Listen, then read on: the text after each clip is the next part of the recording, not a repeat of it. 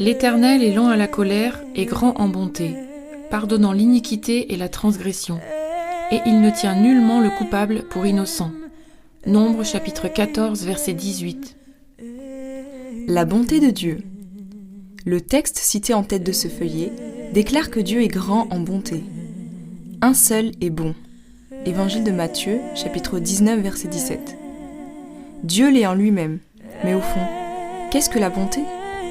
C'est faire du bien aux autres. Dieu désire le bien des humains qu'il a créés. Notre respiration, la nourriture journalière, l'alternance des saisons sont, entre autres, des bienfaits de Dieu que nous le réalisions ou non. Sans les soins de Dieu, personne ne pourrait subsister sur cette terre. Dieu fait lever son soleil sur les méchants et sur les bons, et envoie sa pluie sur les justes et sur les injustes. Évangile de Matthieu, chapitre 5, verset 45. Il fait du bien à tous en donnant du ciel des pluies et des saisons fertiles, rassasiant vos cœurs de nourriture et de joie. Actes, chapitre 14, verset 17. Reconnaissons la main de Dieu dans nos vies. Dieu ne prend pas seulement soin de notre vie terrestre, il souhaite avant tout le bien de notre âme, qui est immortelle. Si Dieu est bon, il est aussi saint, et comme l'indique le texte cité en tête de ce feuillet, il ne tient pas le coupable pour innocent.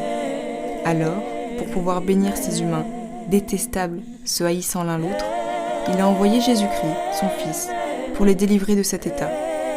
Quand la bonté de notre Dieu Sauveur et son amour envers les hommes sont apparus, il nous sauva. Selon Épitratite, chapitre 3, versets 4 et 5. Oui, la manifestation suprême de cette bonté divine, c'est le sacrifice de Jésus sur la croix. Aujourd'hui, Dieu vous invite à reconnaître votre état de pécheur coupable devant lui et à vous tourner vers le Sauveur par la foi. C'est encore un acte de sa bonté.